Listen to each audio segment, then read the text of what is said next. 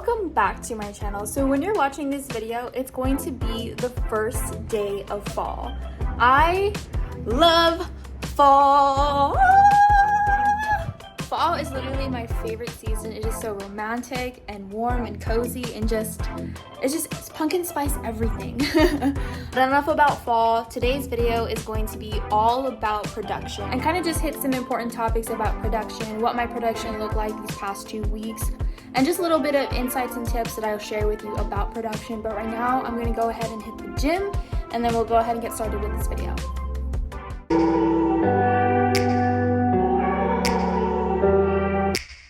Take me back to a place where I felt at home. Take me back to a day when we weren't alone. Take me back to an age when the world felt small. Way back before we blew it all. Take me back to a place where I felt at home. Take me back to a day when we weren't alone. Take me back to an age when the world felt small. Way back before we blew it all. Too many things going on, I can't keep track of them all. From people dropping a bomb to people putting up walls. I feel like life is on hold, perception stuck in a vault. So, little workout done.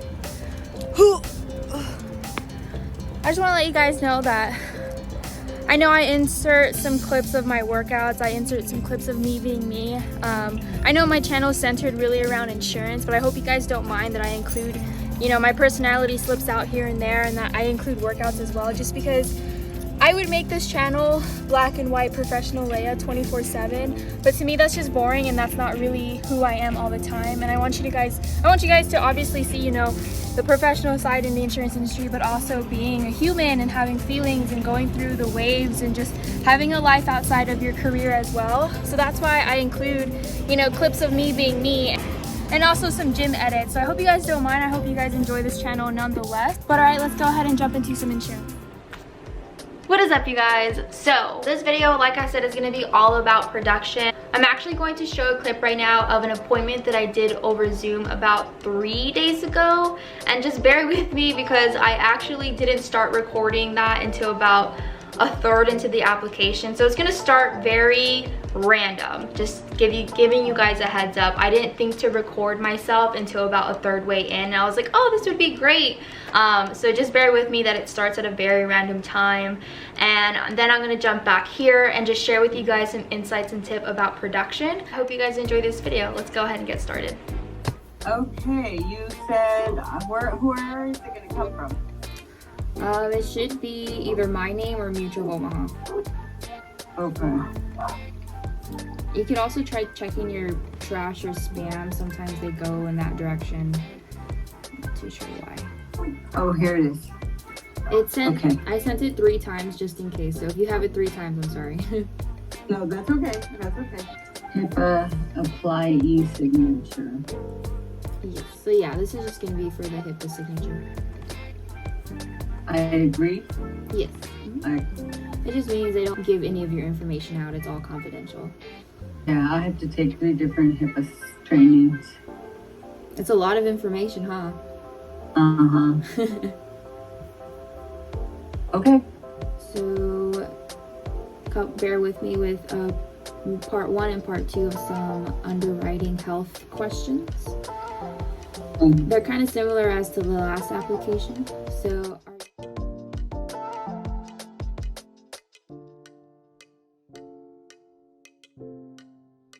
okay, and then right now I'm going to add your beneficiary. It was your niece. What was her name again? Criselda, Criselda. Just gonna be Criselda, or did you want to? Who else did you want to add? Michael. That's right. What was Criselda's date of birth? And then your name of the financial institution was Capital One. Yes. Okay. And then what was the routing? Let me get the routing number for you. Usually we're almost in October. I can't even believe it. It freaks me out. Yeah. It's crazy. It really is. So right now, you're gonna get another email, basically a copy of the application. Sorry, I lost you there for a minute. That's okay. So we're already finished. We submitted the policy.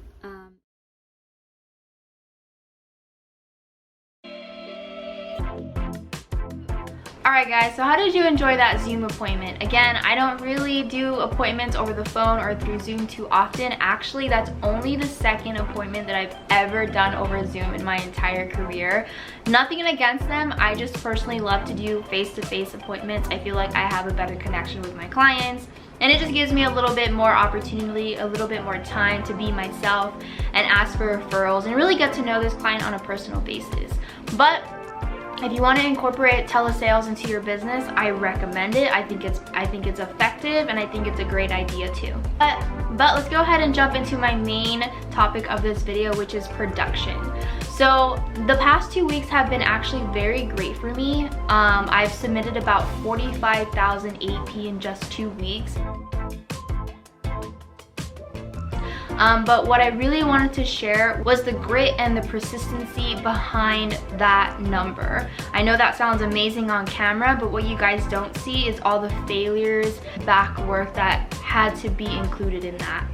So let's go ahead and begin. The first tip that I want to share with you guys is a whole story. So let me get started. I don't want to make this video too long. So I had an appointment with the client. I was able to book it with her, and she had let me know that she already had coverage in place.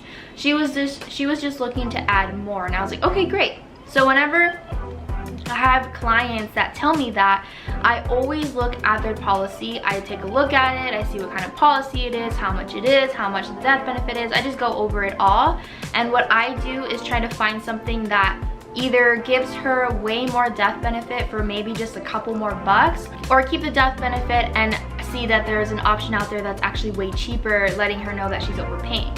But I always tell my clients, tip number 1, that I cannot legally tell them to cancel what they have, because we can't.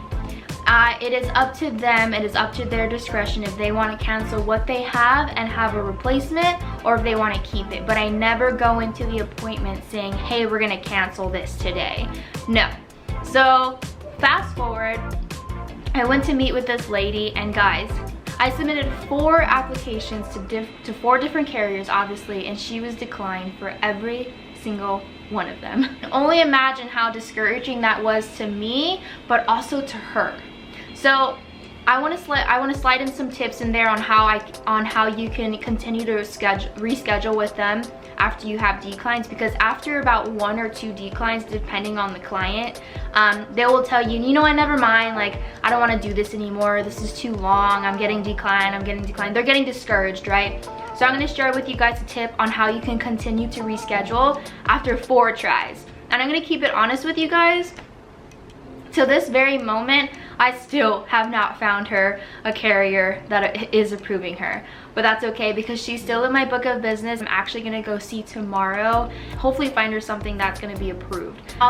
For experienced agents out there, you're probably thinking, well, why don't you just put her in a guaranteed issue product, which is graded? But that's the thing, I don't want to put her in a guaranteed issue product that's graded, because right now what she has is a lot better than that, and it just would not make financial sense to her or to me, really. I'm not going to just do that to a client. So what I'm going to do is just submit 1 more application that makes financial sense to what she already has, and if she's approved, then great. But if she's not, at that point, I'm just going to let her know, you know what, thank you so much for giving me your time. Thank you so much for allowing me to try to help you. But let's go ahead and keep in touch, because I really enjoyed your company. And that's how I'm just going to be able to let her know, like, hey, we weren't able to find anything, but that's okay. And you know what, that doesn't make you a bad agent if you experience this in your business too, or if you're gonna experience this in your business.